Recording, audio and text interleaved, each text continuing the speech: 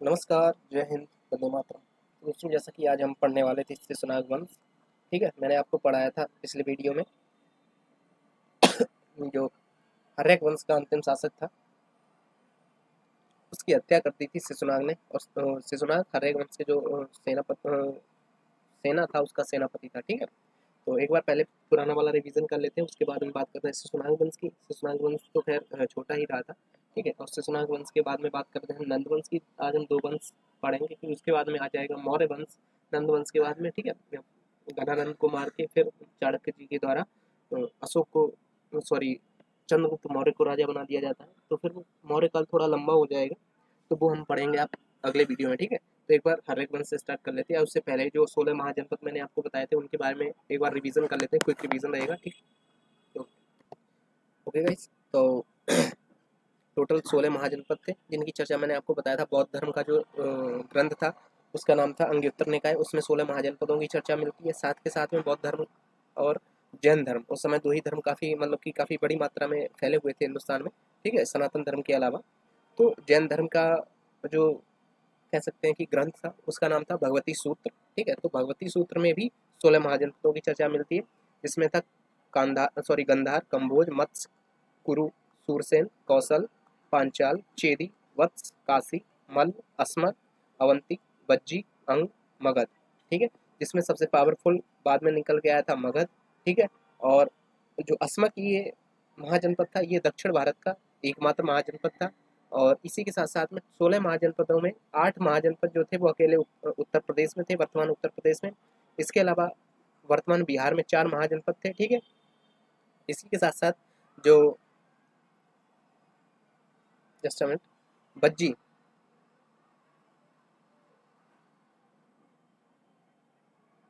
ठीक है, ये हो गया था। बाकी मगध महाजनपद था, वो काफ़ी बड़ा था। और लास्ट में सबसे पावरफुल जो जनपद निकल के आया था, वो मगध था। और इसी ने फिर लगभग 16 महाजनपदों में लगभग 15 महाजनपदों को मतलब हरा के, लड़ाई युद्ध में हरा के, किसी भी तरीके से हरा हरू के, जो भी है मान सकते हैं आप, चाहे साम दाम दंड भेद, किसी भी तरीके से। तो लगभग 15 महाजनपदों को जीत के अपने, मतलब एक अखंड भारत का निर्माण किया था। ठीक है, इसके बाद में गांधार की राजधानी तक्षशिला, ये तो सारा मैंने आपको बता ही दिया था। और अस्मक उत्तर प्रदेश का, सॉरी, दक्षिण भारत का एकमात्र महाजनपद है, जो कि गोदावरी नदी के तट पर स्थित है, ये भी मैंने आपको बता दिया। इसके साथ साथ उत्तर प्रदेश में मल्ल महाजनपद था, जो कि गणराज्य था। और बिहार में जो बज्जी महाजनपद था, वो गणराज्य था। ठीक है, और इसके अलावा मैंने एक और आपको बताया था, जो बज्जी महाजनपद में जो लिच्छवी गणराज्य था, वो दुनिया का सबसे पुराना गणराज्य है। और इसी की तर्ज पे वर्तमान में भी हमारे प्रधानमंत्री जी या फिर हमारे विदेश मंत्री जी, हमारी जो नीतियाँ रहती हैं भारत सरकार की, वो यही रहती हैं कि तुम हमको क्या लोकतंत्र सिखाते हो, हम तो उस समय से लोकतांत्रिक हैं जिस समय तुम लोगों की जो सभ्यता है वो उसका विकास भी नहीं हुआ था। ठीक है, तो लिच्छवी गणराज्य जो था, बज्जी महाजनपद की राजधानी थी वैशाली। और उसी वैशाली में लिच्छवी जो शासन था। ठीक है, तो लिच्छवी गणराज्य दुनिया का पहला और सबसे पुराना लोकतंत्र है। ठीक है, इतना आपको ध्यान रहेगा लिच्छवी लिच्छवी के बारे में। बाकी बात करते हैं कि सबसे शक्तिशाली मैंने आपको बता ही दिया मगध था। तो मगध के बारे में कॉन्सेप्ट बेस पे ज़्यादा डीपली अगर पूछेगा, तो ये पूछा जा सकता है कि मगध महाजनपद के चारों तरफ का जो कह सकते हैं कि बंटवारा था, वो क्या था। तो इसमें आप ध्यान रखिए मत, जैसे कि अगर सपोज ये महल है, कोई महल बेसिकली गोलाकार होते हैं। ठीक है, तो इसका ये वाला हिस्सा ऊपर की तरफ उत्तर रहता है, और ये वाला हिस्सा किसी मैप में अगर आप देखेंगे तो ये पूरब रहता है। ठीक है, ये पूरब है और ये नॉर्थ है। ठीक है, तो पूछ लेगा कि मगध महाजनपद के पूरब की ओर कौन सी नदी थी, तो ये यहाँ पे पूरब की ओर फाल्गु नदी हुआ करती थी। ठीक है, और वहीं अगर बात करें उत्तर की ओर, तो ये गंगा नदी थी। उत्तर में ऐसे करके गंगा बहती है। ठीक है, और ऐसे ऐसे ऐसे बंगाल की खाड़ी में गिर जाती। इसी के साथ में अगर बात करें वो दक्षिण में, तो दक्षिण में यहाँ पे विंध्याचल की पहाड़ियाँ थी। और अगर पश्चिम में बात करें, ये चूंकि ये नॉर्थ है तो ये साउथ हो जाएगा, ये पूरब है तो ये पश्चिम हो जाएगा। तो ये पश्चिम दिशा में कौन सी नदी थी, तो पश्चिम दिशा में थी सोन नदी। ठीक है, तो ध्यान रखिएगा इसकी जो प्राकृतिक जो बनावट है, उसको आप ध्यान रखेंगे अपने दिमाग में। किस तरीके से मगध महाजनपद चारों तरफ से प्राकृतिक रूप से, इसको एक तरीके से कह सकते हैं कि प्राकृतिक सुरक्षा प्रदान हुई थी, तो वो ये थी। ठीक है, आई होप आपको क्लियर हुआ होगा। हालांकि क्लियर तो मैंने पिछले वीडियो में सारा आपको कर ही दिया है। अब बात करते हैं कि बेसिकली टोटल 7 राजवंशों ने मगध महाजनपद पर राज्य किया था, जिसमें हसीन मसूद शाह, हसीन से हर्यक वंश, शिशुनाग वंश, नंद वंश, मौर्य वंश, शुंग वंश, कर्ण वंश और सातवाहन वंश, ये बेसिकली 7 वंश थे जो कि भारतीय थे। ठीक है, इसके अलावा और भी उस समय शासकों ने शासन किया था और भी अन्य वंशों ने भी शासन किया था, किंतु वे पूर्णतः भारतीय नहीं थे। ठीक है, ध्यान रखिएगा इतनी बात आप। उसके बाद हम बात करते हैं हर्यक वंश। सबसे पहला वंश हर्यक वंश ही था। इसके संस्थापक मैंने आपको बताए थे, इसके संस्थापक थे कौन? बिंबिसार। ठीक है, और बिंबिसार के बाद में इनका पुत्र राजा बना था अजातशत्रु, जो कि बिंबिसार की हत्या करके राजा बना था। ठीक है, और बिंबिसार ने पहले तो वैशाली के ऊपर अटैक किया था, मैंने आपको बताया था। इन्होंने सबसे पहले मगध के उत्तर की ओर था वैशाली, तो वैशाली पे अटैक किया था, लेकिन ये इसको जीत नहीं पाए थे। लेकिन इन्होंने अवंती, इनके दक्षिण में दक्षिण पश्चिम की ओर जो गुजरात तथा मध्य प्रदेश वाला रीजन था वो था अवंती का। तो अवंती की राजधानी उज्जैन तथा माहिष्मती, दो राजधानियां थी अवंती की। तो उसके राजा थे चंद्रप्रद्योत, उनके दरबार में अपने राज्यवैद्य जीवक को भेजा था और उनको सही कर दिया था। उसके बाद में बिंबिसार के बाद में राजा प्रद्योत की मित्रता हो गई थी और फिर ये मिलजुल के रहने लगे थे। ठीक है, तो कुल मिला के इस तरीके से आप रिलेट कर पाएंगे। बस आपसे इतना ही क्वेश्चन पूछा जाता है कि बिंबिसार या हर्यक वंश का संस्थापक कौन था। दूसरा, हर्यक वंश के किस शासक ने अवंती के राजा के यहाँ अपना राजवैद्य भेजा था, तो वो हो जाएगा अवंती का राजा चंद्रप्रद्योत था। और उस वैद्य का नाम क्या था, तो जीवक नाम हो जाएगा। ठीक है, और अवंती की राजधानी क्या हो जाएगी, चूंकि अवंती से संबंधित है तो अवंती की राजधानी भी आपको याद रखनी पड़ेगी। तो अवंती की राजधानी उज्जैनी तथा माहिष्मती। ठीक है, और बिंबिसार ने वैशाली पे अटैक किया था, लेकिन यहाँ पे ये सक्सेस नहीं हुआ था। उसके बाद में बात करते हैं, इसका पुत्र इसकी हत्या करके बन गया था, तो इसको अजातशत्रु नाम है। अजातशत्रु का मतलब होता है जिसका कोई शत्रु ना हो।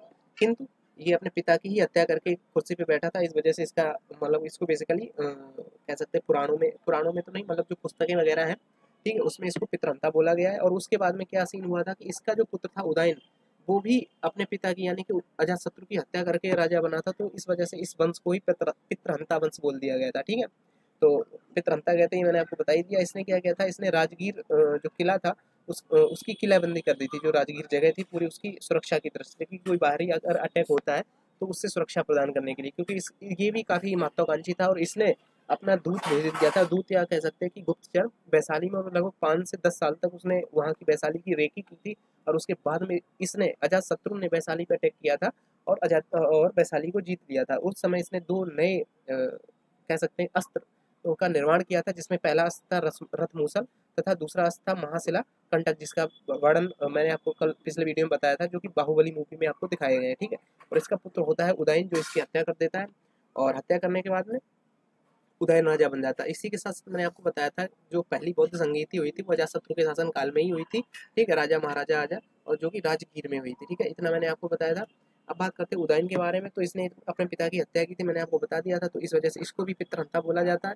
कुल मिला के इस वंश को ही पितृहंता वंश बोल दिया जाता है। ठीक है, बात करते हैं, इसने गंगा तथा सोन नदी के किनारे इसने पाटलिपुत्र जो शहर बसाया था वो किसने बसाया था, उदयन ने। तो इस तरीके से आपको उससे पूछा जा सकता है। चूंकि पाटलिपुत्र, अगर आप ये देखें मतलब कि महाजनपद काल देखें, तो पटना महाजनपद काल में एक मुख्य केंद्र बना रहा है पूरे महाजनपद काल में। ठीक है, तो इस वजह से ये भी पूछा जा सकता है कि पाटलिपुत्र शहर किसने बसाया था, तो वो किसने बसाया था, उदयन ने। ध्यान रखिएगा, पाटलिपुत्र शहर उदयन ने बसाया था।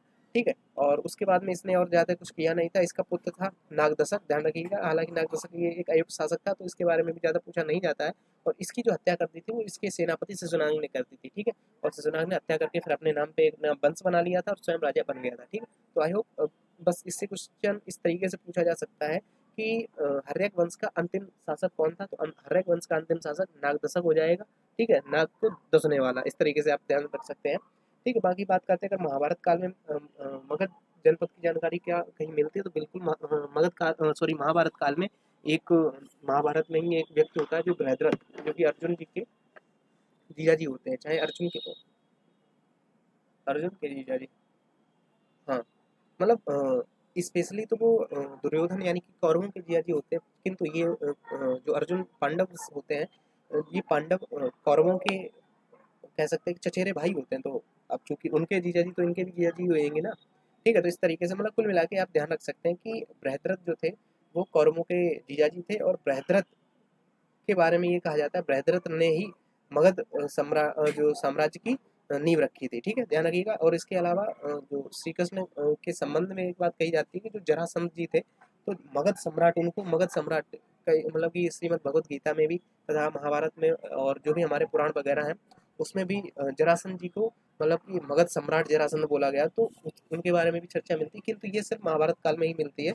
इनके कोई वैसे प्रमाणिक जो कह सकते हैं वैसे साक्ष्य नहीं है। ठीक है, और बात करते हैं हालांकि अगर जरासंध के बारे में बात करें तो अभी भी मतलब कि जरासंध का महल अभी भी मौजूद है, ऐसा कहा जाता है। ठीक है, और बस इतना ही था। हालांकि इससे आपसे क्वेश्चन पूछा नहीं जाएगा, आपको बस इतना ध्यान रखना है कि आर्य वंश का अंतिम शासक नागदत्त था, उसकी हत्या उसके जो सेनापति था उदयन उसने कर दी, सॉरी शेषनाग ने कर दी थी, और उसने अपना नया वंश रख लिया था शेषनाग वंश। ठीक है, अब बात करते हैं शेषनाग वंश की। तो इसके संस्थापक शेषनाग थे। ठीक है, इसने अपनी राजधानी क्या किया था, इसने अपनी राजधानी वैशाली बना ली थी, क्योंकि मैंने आपको बताया था कि अजातशत्रु ने वैशाली को जीत के अपने साम्राज्य में मिला लिया था।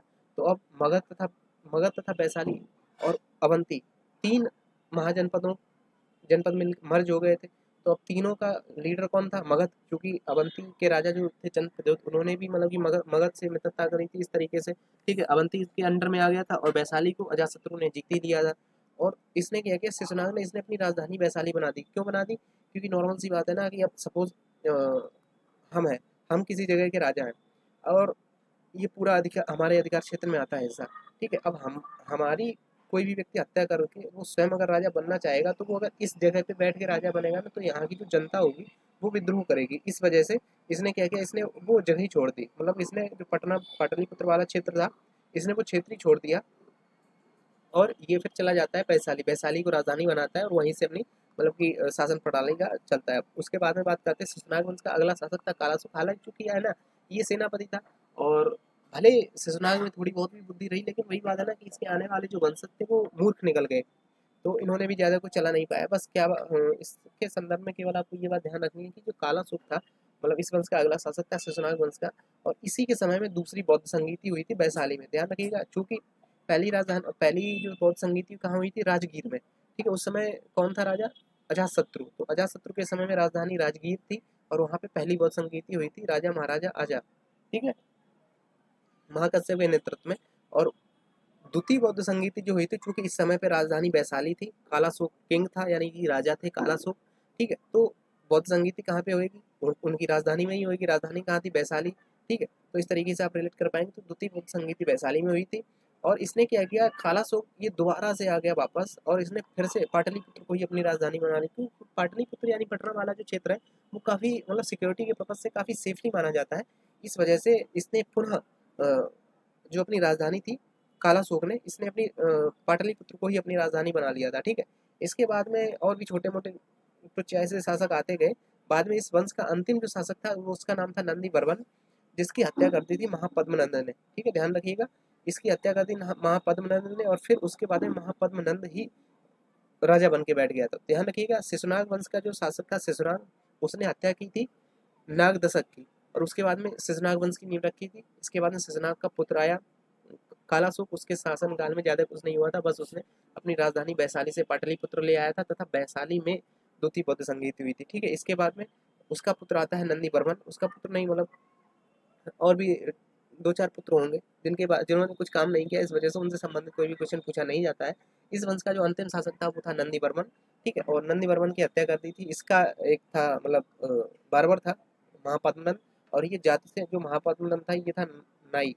ठीक है, नाई जो आपने देखा होगा जो बाल वगैरह बनाते हैं।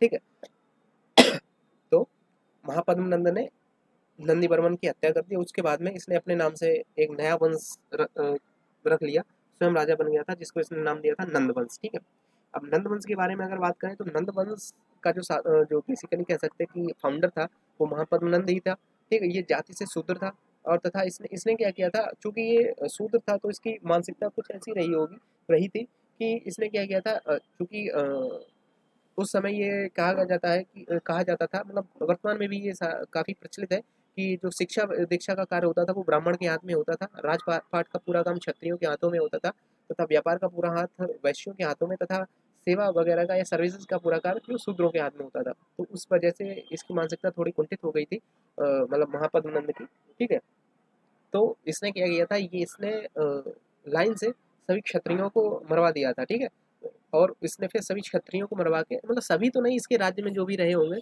कोशिश की यही रही कि मतलब चाहे वो फिर युद्ध के मैदान में मरवाना हो, या फिर किसी भी तरीके से साम दाम दंड भेद तरीके से, इसने कोशिश यही रखी थी कि किसी तरीके से ज़्यादा क्षत्रियों का ये विनाश कर पाए, क्षत्रियों को मरवा पाए। इस वजह से इसने ये उपाधि भी धारण की थी, सर्व क्षत्रांतक। ठीक है, अब बात करते हैं इसने क्या किया था, नंद वंश का जो शासक था महापद्मनंद, इसने कलिंग पे अटैक किया था, और कलिंग को इसने जीत लिया था। लेकिन कलिंग कलिंग वर्तमान का अगर आपने उड़ीसा वाला क्षेत्र देखा है तो उसमें कलिंग साम्राज्य था, जो काफ़ी वहाँ के जो लोग थे अपने देश के प्रति, अपने राज्य के प्रति काफ़ी निष्ठावान थे, काफ़ी सेवा भाव था उनमें। लेकिन इस वजह से जब महापद्मनंद ने कलिंग पे चढ़ाई की थी, तो उसके बावजूद भी ये कलिंग का पूरा क्षेत्र अपने में नहीं मिला पाया था। ठीक है, यानी कि कुल मिला के कह सकते हैं इसने कलिंग को पूरी तरीके से मगध साम्राज्य का हिस्सा नहीं बना पाया था। ठीक है, लेकिन इसने कलिंग को कुछ तो हिस्सा जीत लिया था, इस वजह से इसने एक राट की उपाधि धारण की थी। ध्यान रखिएगा, हालांकि ये शायद ही आपसे पूछा जाए, हो सकता है कभी कभी ऐसे पूछा जा सकता है कि इधर युद्ध दे देगा और इधर बोल देगा कौन सी उपाधि, या इधर नाम दे देगा इधर उपाधि दे देगा, वो मतलब कि मिलान करने वाला। ध्यान रखिएगा कि इसी ने नंद वंश का जो संस्थापक था महापद्मनंद, इसी की उपाधि थी सर्व क्षत्रांतक, था इसी की उपाधि थी एकराट। सर्व क्षत्रांतक इसने तब उपाधि धारण की थी जब इसने सहस्त्रों क्षत्रियों का वध करवा दिया था, और एकराट की उपाधि इसने तब धारण की थी जब इसने कलिंग पे अटैक किया था और कलिंग का कुछ हिस्सा इसने जीत के मगध में मिला लिया था। ठीक है, अब बात करते हैं इसका पुत्र था नंद, सॉरी घनानंद। ठीक है, और ये बहुत ही क्रूर तथा निर्दयी शासक था। इसने क्या किया था, इसने जो कलिंग वाला हिस्सा था उसमें नहर का निर्माण करवाया था कलिंग में। ठीक है, अब बात करते हैं, चूंकि इसी के समय पे सिकंदर का अटैक हुआ था भारत पे।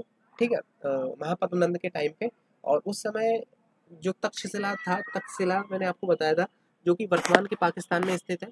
ठीक है, तो वहाँ पे तक्षशिला विश्वविद्यालय था जहाँ पे आचार्य चाणक्य जी कह सकते हैं कि प्रोफेसर थे। तो जिस समय, अगर आपने मैपिंग पढ़ी है तो इस तरीके से आपने मैप देखा होगा, इस तरीके से सब कुछ आप मान सकते हैं, ये हमारा इंडिया का मैप है। ठीक है, तो यहाँ पे अगर वर्तमान में ये पाकिस्तान का हिस्सा तक्षशिला है, और अगर किसी को अटैक करना होता था तो खैबर पख्तूनवा पास यहीं पे अफगानिस्तान, अफगानिस्तान में यहाँ पे पहाड़ियाँ हैं जिसको खैबर पहाड़ियाँ बोला जाता है, तो यहीं से एक ही रास्ता है, बाकी ये भी पहाड़ियाँ हैं, ये भी पहाड़ियाँ, तो इधर से कोई भी व्यक्ति, चाहे मिडिल मिडिल ईस्ट, ये चाहे अरब हो, सऊदी हो, इधर से कोई भी, इराक ईरान से कोई भी व्यक्ति आता था तो इसी पास से होकर ही भारत में एंट्री होती थी। ठीक है, तो इस पास से ही क्योंकि जब वो एंट्री कर रहा था तो फिर मतलब कि यहाँ पे जो थे आचार्य चाणक्य तक्षशिला में प्रोफेसर थे, तो उनको पता चल गया था, तो वो फिर आए थे इसके पास में, घनानंद के पास में।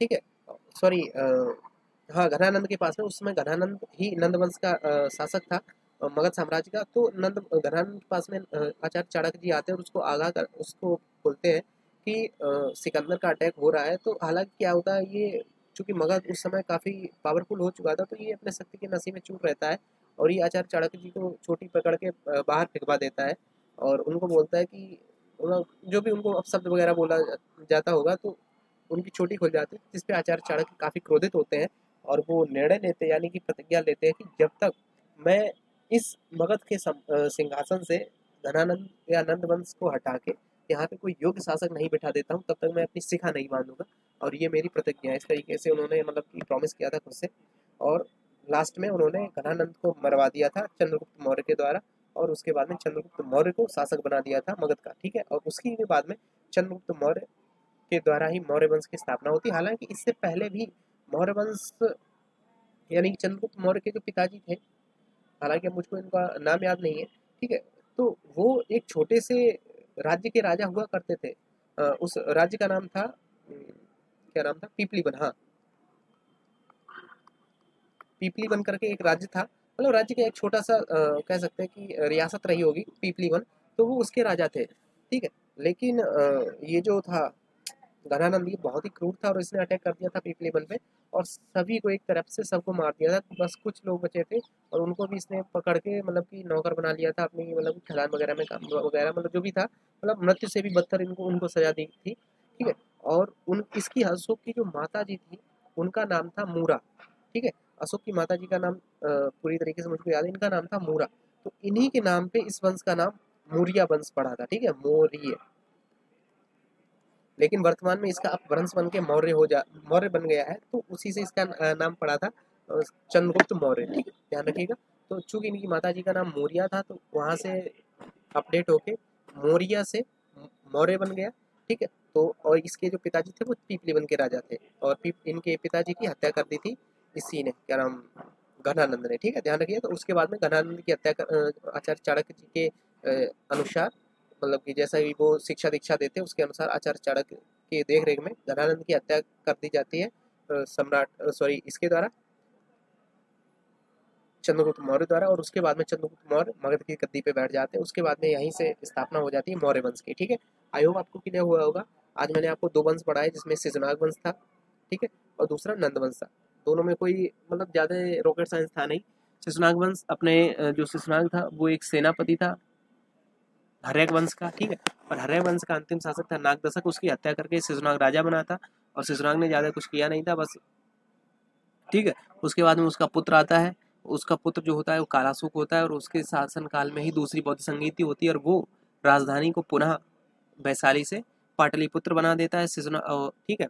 और उसके बाद में इस साम्राज्य का जो अंतिम शासक था वो नंदीवर्मन था, जिसकी हत्या कर देता है महापद्मनंद, और महापद्मनंद एक जाति से शूद्र होता है, नाई होता है, ठीक है। और उसके बाद में महापद्मनंद काफ़ी मतलब कि कह सकते हैं कि इसने क्षत्रियों को मार के सर्व क्षत्रांतक की उपाधि धारण की। उसके बाद में ये कलिंग पे अटैक कर देता है, कलिंग पे अटैक करके ये एक राट की उपाधि धारण करता है, ठीक है। और तो ज़्यादा इसने कुछ किया नहीं था। उसके बाद में इसका पुत्र आता है घनानंद, तो घनानंद काफ़ी क्रूर शासक होता है, और इसने कलिंग में नहर का निर्माण करवाया था घनानंद ने, ठीक है। आई होप आपको क्लियर हुआ होगा। अब बात करते हैं कि इसके बाद में घनानंद की हत्या कर देते हैं चंद्रगुप्त मौर्य, जो कि इनके चंद्रगुप्त मौर्य के गुरु होते हैं आचार्य चाणक्य। चाणक्य की पुस्तक होती है, कौन सी पुस्तक होती है, अर्थशास्त्र, ठीक है। ध्यान रखिए, काफ़ी फेमस पुस्तक है ये अर्थशास्त्र, ठीक है, कई एग्जाम से पूछी गई है। तो आचार्य चाणक्य की पुस्तक हो जाएगी अर्थशास्त्र, ठीक है। आई होप आपको क्लियर हुआ होगा। बाकी बात करते हैं आगे। तो मौर्य वंश की स्थापना के पूर्व कुछ भारत में अटैक हुए थे।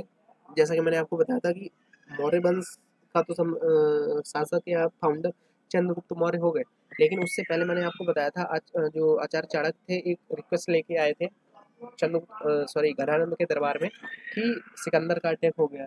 तो वो सिकंदर का अटैक हुआ था, तो सिकंदर तो भारतीय था नहीं, तो वो भारत विदेशी था। तो उसी के बारे में चर्चा करते हैं कि मौर्य वंश की स्थापना से पहले सिकंदर का अटैक हो चुका था, ठीक है, ध्यान रखिएगा। तो मौर्य वंश की स्थापना से पहले भारत में कुछ विदेशी आक्रमण हुए थे, उनके बारे में चर्चा कर लेते। तो चूंकि उस समय मगध सबसे शक्तिशाली राज्य था, ठीक है, और इसने क्या कहता अगल बगल के जो छोटे मोटे राजा थे उनको हरा के भारत में काफ़ी राजनीतिक स्थिरता ला दी थी, मतलब कंट्रोल कर लिया था पूरे उत्तर भारत को मगध में, ठीक है। मगध साम्राज्य काफ़ी मगध महाजनपद काफ़ी शक्तिशाली महाजनपद बन के उभर आया था इतने ही समय में, ठीक है।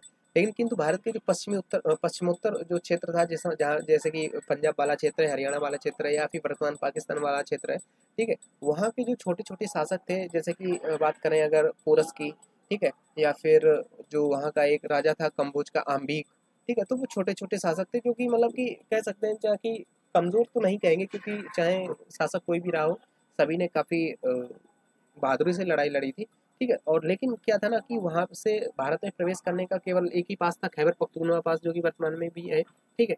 तो वहीं से सारे विदेशी आक्रमण होते थे, जो बाबर झावर डावर जो भी हैं, या फिर जितने भी अटैक हुए वो वहीं उस तरफ से ही सारे आक्रमणकारी आए थे, उसी पास से आए थे, उसी दर्रे से आए थे, ठीक है। तो इस वजह से वहाँ के जो शासक थे उनको काफ़ी लड़ाइयाँ लड़नी पड़ी थी। तो बात करते हैं कि उस क्षेत्र के शासक कह सकते हैं उतने पावरफुल मतलब कि एज़ कम्पेयर टू मगध तो पावरफुल नहीं थे ना, क्योंकि उनका साम्राज्य छोटा था, मगध का साम्राज्य काफ़ी बड़ा हो चुका था, और ये सेफ भी था किसी और चारों तरफ से वैसे भी सेफ था, और इस पर किसी ने अटैक भी नहीं कर पाया था, और इसको समर्थन भी प्राप्त था 4-5 महाजनपदों को इसने जीत के उस समय ही इसने अपने अंडर में कर लिया था। और घनानंद के टाइम पे तो लगभग पूरे 16 महाजनपदों में से 15 महाजनपद इसने जीत लिए थे, ठीक है। तो भारत पे बात करते हैं अगर प्रथम विदेशी आक्रमण की, जो कि कह सकते हैं कि महाजनपद काल के समय पे हुआ था, तो वो फारस ईरान का आक्रमण था, हकमनी वंश का राजा था, ठीक है, और इसका नाम था साइरस द्वितीय, ठीक है। और इसने अटैक किया था साइरस द्वितीय ने, ठीक है। हकमनी वंश का जो ये शासक था हकमनी, ध्यान रखिएगा, हकमनी वंश था, जो कि ईरान का वर्तमान में उस समय इसको फारस बोला जाता था, लेकिन वर्तमान में इसको ईरान बोला जाता है, ठीक है, साइरस द्वितीय, ठीक है। अब बात करते हैं इस वंश का शासक था डेरियस द्वितीय, डेरियस फर्स्ट, ठीक है। इसने भी भारत में आक्रमण करने वाला ये पहला विदेशी राजा था।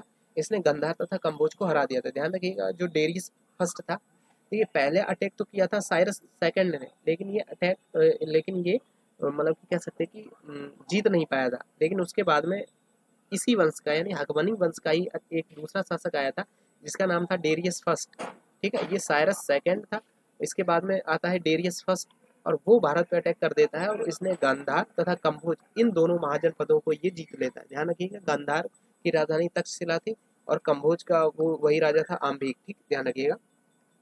तो कंभोज तथा गांधार को ये हरा देता है, ठीक है। और इसी वंश का जो अंतिम शासक था, मतलब हकमनी वंश का अंतिम शासक था, जो था डेरियस थर्ड, ठीक है, डेरियस थर्ड। इसको सिकंदर हरा देता, चूंकि ये क्या करता है ना कि अगर, अब हालांकि इसमें मैप नहीं है वरना मैं आपको दिखा देता, बट एक बार फिर इस तरीके से आप रिलेट कर पाए शायद। मैं हटा देता हूँ इसको, समझाने की कोशिश करता हूँ आपको।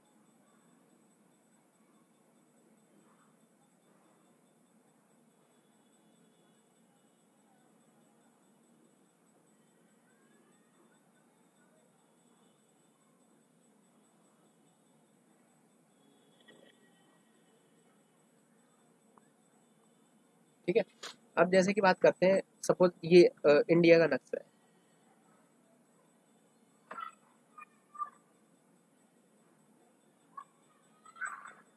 ठीक है, ये आप रिलेट रिलेट कर लेंगे, बस इतना ही काफ़ी है।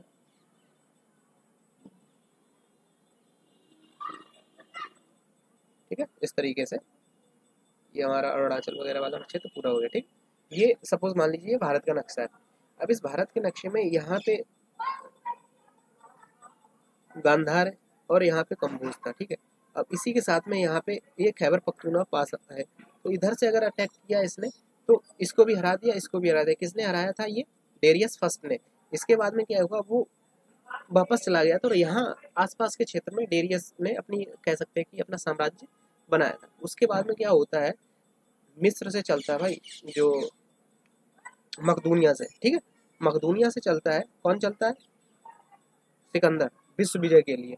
तो वो इस तरफ से आप उस समय की, मतलब कि तत्कालीन समय में जितने भी, कह सकते हैं कि दुनिया में जितने भी देश थे, उसमें यही कुछ ही देश थे उस समय। ना तो अमेरिका को कोई जानता था, ना ही ऑस्ट्रेलिया को कोई जानता, ना ही साउथ अफ्रीका को भी कोई, मतलब अफ्रीका को भी कोई नहीं जानता था, ठीक है। तो जितना जितना अफ्रीका में क्या था, जैसे कि अफ्रीका महाद्वीप, सपोज ये इस तरीके से अफ्रीका महाद्वीप अगर आपने देखा, तो ये ऊपर वाला जो मिस्र वाला क्षेत्र था, और ये अरबियन पेनिनसुला जितना भी है, ठीक है, तो इस क्षेत्र में ही लोग निवास करते हैं। उसके बाद में ये आपको पता होगा, अगर आपने मैपिंग पढ़ी, तो लगभग ये बीच वाला पूरा अमेरिका, ये पूरा सहारा मरुस्थल है, ठीक है। उस समय और ज़्यादा ही, वर्तमान में तो यहाँ पे मतलब कि कह सकते हैं थोड़ी बहुत हरियाली वगैरह भी हो गई होगी थोड़ी बहुत, लेकिन उस समय ये पूरा सहारा मरुस्थल था। तो उस सहारा मरुस्थल को कोई पार ही नहीं कर पाया था। तो उस तत्कालीन समय में जितनी भी दुनिया की जानकारी थी, उस पूरी दुनिया में यहाँ से चलता है मकदूनिया से सिकंदर, और पूरा सब सारा जीतता हुआ आता है यहाँ से खैबर पख्तूनख्वा पार करते हुए, ठीक है। और यहाँ पे उसको कंबोज में मिल जाता है अम्बिक। तो जो अम्बिक जो होता है, ये संधि कर लेता है, किससे कर लेता है? सिकंदर से, ठीक है। तो अम्बिक जो होता है, यहाँ का राजा होता है, वो संधि कर लेता है किससे? सिकंदर से। उसके बाद में फिर सिकंदर और आगे बढ़ता आता है, वो यहाँ पे चिनाव नदी के तट पे यहाँ पे साम्राज्य होता है पुरु का। यहाँ पे इनका नाम होता है पुरु या पौरस, पौरस भी बोला जाता है, ठीक है। तो उसके बाद में इनके साथ में लड़ाई होती है, पुरु को सिकंदर हरा देता है, और उसके बाद में बोलता है पुरु से कि बताओ बंदी बना के कि तुम्हारे साथ में कैसा व्यवहार किया जाए। तो पुरु का उत्तर होता है वैसा ही जैसा एक राजा दूसरे राजा के साथ में करता है। तो उससे ये काफ़ी प्रभावित होता है। उसके बाद में सिकंदर की पत्नी भी साथ होती है, वो पुरु को अपना भाई बना लेती है, राखी बांध देती है, फिर इस तरीके से। और उसके बाद में इसकी बहादुरी से प्रभावित होकर, या कह सकते हैं कि कहीं कहीं कहानियां भी है कि इस तरफ तब तक घनानंद पहुंच जाता है अपनी सेना लेकर। और घनानंद की सेना में काफ़ी मात्रा में हाथी वगैरह होते हैं, और घनानंद की सेना उस समय दुनिया की सबसे विशालतम सेना थी, ठीक है। मतलब सिकंदर की सेना से भी 10 गुना ज़्यादा सेना थी घनानंद की। तो फिर सिकंदर को पता चल जाता है उसके गुप्तचरों के द्वारा कि भाई घनानंद आ चुका है। तो फिर उसके बाद में सिकंदर फिर आगे नहीं बढ़ता, और वहीं से फिर वापस हो जाता है। और वापस जाते टाइम पे बेबीलोन में उस सिकंदर की मृत्यु हो जाती है। वहीं पे इसका कह सकते हैं कि इसकी समाधि भी है, या मकबरा भी मान सकते हैं आप, बेबीलोन में ही, ठीक है। तो आई होप आपको क्लियर हुआ होगा। तो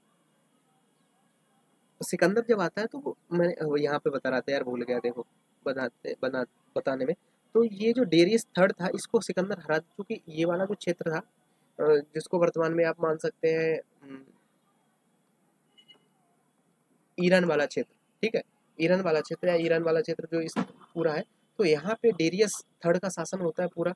तो जब सिकंदर इधर से आता है तो वो ये तबाह करता हुआ आता है, तो इसको मार के इस पे भी सिकंदर अपना कब्जा कर लेता है। ठीक है, तो कुल मिला के हकमनी वंश का जो अंत किया था वो सिकंदर ने कर दिया था। कब कर दिया? जब ये सिकंदर विश्व विजय के लिए आता है तो रास्ते में पड़ जाता है भाई हकमनी वंश का साम्राज्य। तो सिकंदर तो मतलब कह सकते हैं कि शपथ लेके ही चला था कि भाई दुनिया जीत गई, वापस आएगा।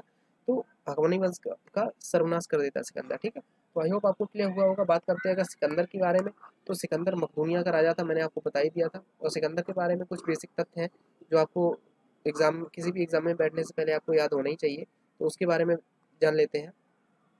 ये यूनान का शासक था। यूनान को उस समय मकदूनिया बोला जाता था। ठीक है, वर्तमान में यूनान बोला जाता है। ठीक है, अब बात करते हैं यूनान का किंग था फिलिप। तो ये फिलिप का पुत्र था सिकंदर। सिकंदर का मूल नाम अलेक्जेंडर मैसेडोनियन था। ठीक है, और इसका जन्म लगभग 356 ईसा पूर्व हुआ था। इसकी पत्नी का नाम रुखसाना या रैक्सोना था। ठीक है, इसके घोड़े का नाम बुके फरान या बहुफेफला था। ठीक है, और इनके गुरु अरस्तु थे, और अरस्तु के गुरु प्लेटू थे, और जिनको अफलातून बोला जाता है, और प्लेटू के गुरु सुकरात थे। ध्यान रखिएगा, सिकंदर के गुरु कौन हो गए? अरस्तु। ध्यान रखिएगा, सिकंदर, सिकंदर के पिताजी का नाम फिलिप, सिकंदर के गुरुजी का नाम अरस्तु, सिकंदर की पत्नी का नाम रैक्सोना, सिकंदर के घोड़े का नाम बुके फराल। ठीक है, और पत्नी का नाम रैक्सोना मैंने बताई थी। सिकंदर का मूलतः नाम अलेक्जेंडर मैसेडोनियन था। ठीक है, मैसेडोनियन। ठीक है, और ये मैसेडोनिया का ही शासक था। अब बात करते हैं सिकंदर के गुरु का नाम अरस्तु, अरस्तु के गुरु का नाम प्लेटो, और प्लेटो के गुरु का नाम सुकरात था। सुकरात को जहर का प्याला दे दिया गया था, और अफलातून, अरस्तु को ही अफलातून बोला जाता है। ठीक है, अब बात करते हैं गांधार। गांधार मैंने आपको पूरी जो पट रेखा थी मैंने आपको बताई दिया। गांधार की राजधानी तक्षशिला थी। ठीक है, और यहाँ का राजा था आम्बिक, जिसने सिकंदर की अधीनता स्वीकार कर ली थी, आम्बिक ने। ठीक है, अधीनता स्वीकार कर ली थी। और किंतु पुरु, पुरु का राजा था, यानी जो पंजाब वाला जो एरिया था वहाँ का राजा था पोरस। ठीक है, पोरस या पुरु ने सिकंदर के साथ में युद्ध किया, और लगभग झेलम नदी के किनारे 326 ईसा पूर्व झेलम नदी थी। मैंने शायद आपको चिनाब नदी बोल दिया था, झेलम नदी थी। ठीक है, और उस समय इस नदी को वितस्ता बोला जाता था। ठीक है, लेकिन जो जैसा कि प्रमाण इनके मिलते हैं, यानी कि सिकंदर के या मैसेडोनिया के जो प्रमाण मिलते हैं, उन प्रमाणों में वितस्ता नदी या झेलम नदी को हाइडे स्पीच बोला गया। ध्यान रखिएगा, हाइडे स्पीच।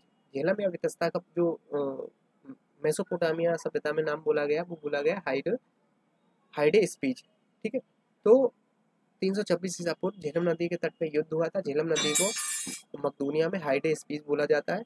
ठीक है, तो इस युद्ध में क्या हुआ था, महाराजा पुरु जो थे वो हार गए थे। ठीक है, किंतु उनकी वीरता से प्रभावित होकर सिकंदर ने उनको अपना मित्र बना लिया था। उनकी पत्नी ने उसको राखी बांधी। मैंने ये सारा आपको बता ही दिया है। ठीक है, और उसके बाद में मैंने आपको ये बताया था कि सिकंदर जो है खैबर जो दर्रा था, हिंदू कुश पर्वत के पास में खैबर दर्रा था, उसको ही पार करके, चाहे वो कोई भी आतंकवादी रहा हो, सॉरी, चाहे कोई भी अटैक भारत पे रहा हो, चाहे फिर वो मोहम्मद बिन कासिम का अटैक हो, ठीक है, मोहम्मद गौरी का अटैक हो, ठीक है, मोहम्मद गजनवी का अटैक हो, या फिर कोई भी अटैक हो, अलबरूनी का अटैक, सॉरी, जो ईरान का शासक था नादिर शाह का अटैक हो, या फिर अहमद शाह अब्दाली का अटैक हो, वो सभी लोग इस खैबर दर्रा के थ्रू ही भारत में आए थे। और इस वजह से भारत के शासकों ने इस पे ज़्यादा ध्यान नहीं दिया था। इनको खैबर दर्रा पे काफ़ी टाइट सिक्योरिटी रखनी चाहिए थी।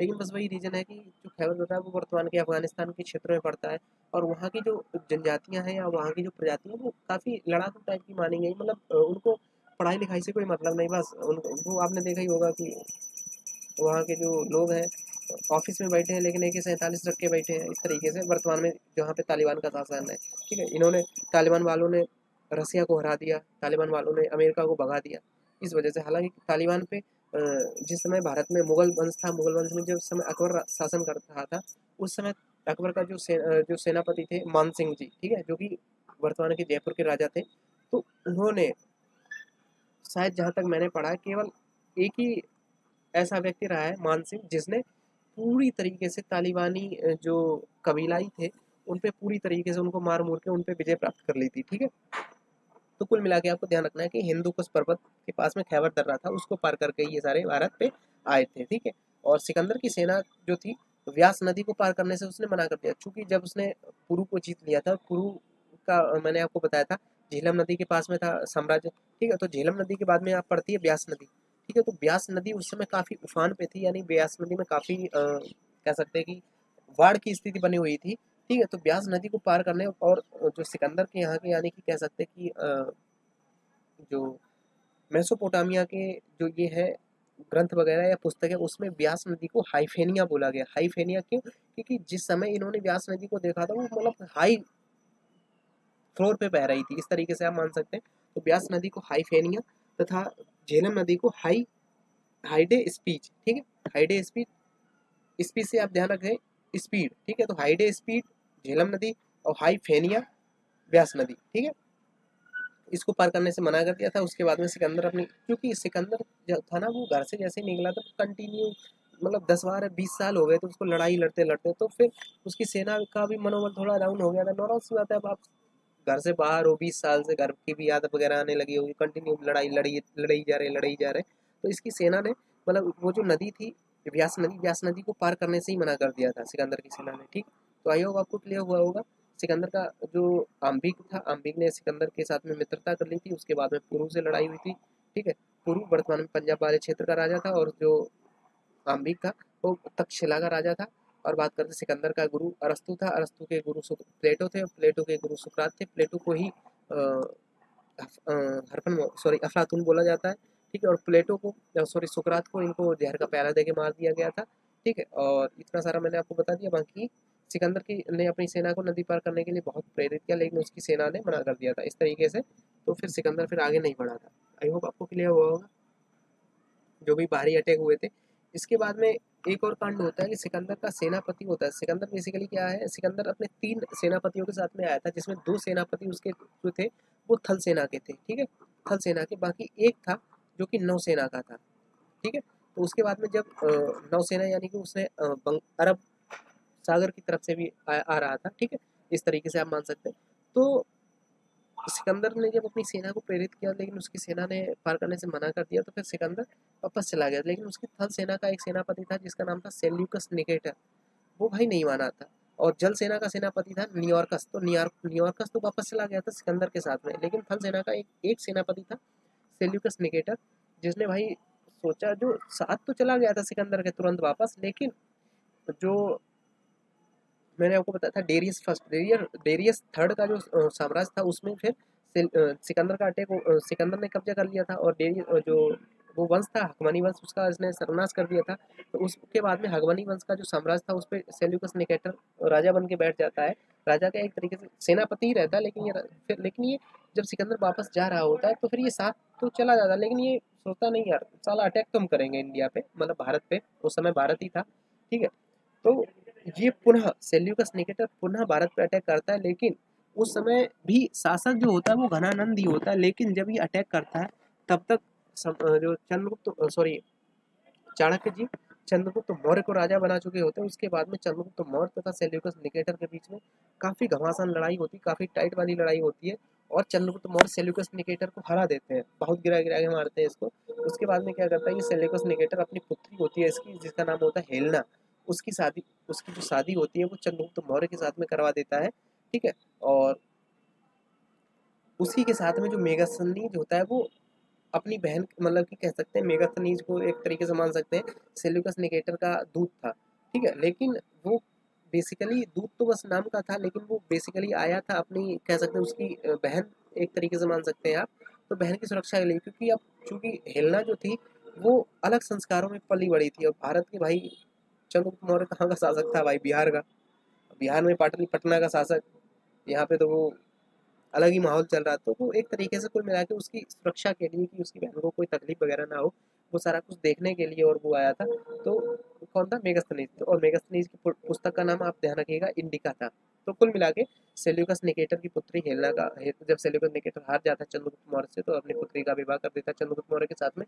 और दहेज में अफगानिस्तान तक का क्षेत्र, इराक ईरान तक का क्षेत्र ये चंद्रगुप्त मौर्य को मिल जाता है, ठीक है। और बात करते हैं जब सिकंदर यहाँ से वापस जा रहा होता है तो लगभग 323 ईसा पूर्व 326 में, ध्यान रखिएगा 326 ईसा पूर्व में इसने इंडिया पे अटैक किया था। फिर यहाँ से ये वापस जा रहा होता है तो लगभग 3 वर्ष बीतते हैं। तो 323 ईसा पूर्व में बेबीलोन में इसको डायरिया हो जाता है और उसके बाद में वहीं पे इसकी मृत्यु हो जाती है बेबीलोन में। तो सिकंदर का जो मकबरा है वो बेबीलोन में ही है, और यहीं पे इसकी जो घोड़ा होता है बुके फराल, इसका भी मकबरा है, क्योंकि बुके फराल की भी मृत्यु सिकंदर के साथ में ही हो जाती है, ठीक है। और यहीं पे बेबीलोन में ही सिकंदर का जो घोड़ा है उसी उसका जो मकबरा है, उसकी जो कब्र है वो भी बेबीलोन में ही स्थित है, ठीक है, ध्यान रखिएगा। इतना हो गया। अब बात करते हैं थोड़ा और बचा है 2 लाइनें, ठीक है, प्लीज ध्यान तक देख के जाइएगा। तो बेबीलोन में ही झूलता हुआ बगीचा जिसको 7 अजूबों में शामिल किया गया। 7 अजूबों में वर्तमान में जैसे भारत का उत्तर प्रदेश में जो आगरा है, आगरा में ताजमहल है, ठीक है, ताज। तो दुनिया के टोटल 7 अजूबों में एक ताजमहल भी है, उसी 7 अजूबों में एक बेबीलोन का झूलता हुआ बगीचा है, ठीक है, ध्यान रखिएगा। तो वो बेबीलोन में ही है, और उसी बेबीलोन में सिकंदर का मकबरा है, सिकंदर की कब्र है, तथा सिकंदर का जो घोड़ा था बुके फरहाद, उसकी जो कब्र है वो भी बेबीलोन में ही है, ठीक है। आई होप आपको क्लियर हुआ होगा। बात करते हैं, सिकंदर भारत से कुछ कुशल बढ़ई प्राप्त करना चाहता था, और सिकंदर को विश्व विजेता इसीलिए कहा जाता है क्योंकि उस समय यूनान के लोगों को विश्व की जितनी जानकारी थी उन सभी क्षेत्रों को सिकंदर ने जीत लिया था। हालांकि भारत में वो ब्यास नदी के पूरब में नहीं आया था, लेकिन फिर भी लगभग जो 80% क्षेत्र था, या 80% नहीं, फिर भी जो दुनिया के बाकी जो जानकारी के जितने भी देश जो देश थे उन सभी को सिकंदर ने जीत लिया था, ऐसा माना जाता है, ठीक है। अब बात करते हैं अगर सिकंदर ने किन किन क्षेत्रों को जीता, तो उसमें एशिया माइनर यानी कि जो तुर्की क्षेत्र था वो, सीरिया, मिस्र, इराक, ईरान, सिंध, कंधार, कम्बोज, इतने सारे जो क्षेत्र थे उस वो सिकंदर ने जीत लिए थे, ठीक है। हालांकि मैंने आपको जैसा कि बताया कि व्यास नदी के पूरब की तरफ सिकंदर नहीं आया था, लेकिन केवल यही क्षेत्र बताया था, ठीक है। भारत का जो कह सकते हैं कि मगध वाला क्षेत्र था, ठीक है। तो मगध वाले क्षेत्र पे सिकंदर ने अटैक नहीं किया था, बकाया तो तत्कालीन जितनी भी दुनिया की जानकारी थी उन सभी क्षेत्रों को सिकंदर ने जीत लिया था। बाकी 326 ईसा पूर्व में भारत पे अटैक किया था, और 323 ईसा पूर्व में सिकंदर की मृत्यु हो गई थी। सिकंदर का जो नेवी वाला जो चीफ था, सॉरी, पहला जो आर्मी वाला जो चीफ था थल सेना का, ठीक है, तो थल सेना का चीफ सेल्यूकस निकेटर था, वो वापस लौट के आया था, और इसका जो दूसरा सेनापति था नेवी वाला, उसका नाम था नियाकस, ठीक है। सेल्यूकस निकेटर और सेल्यूकस नियाकस, ठीक है, इस तरीके से आप ध्यान रखेंगे।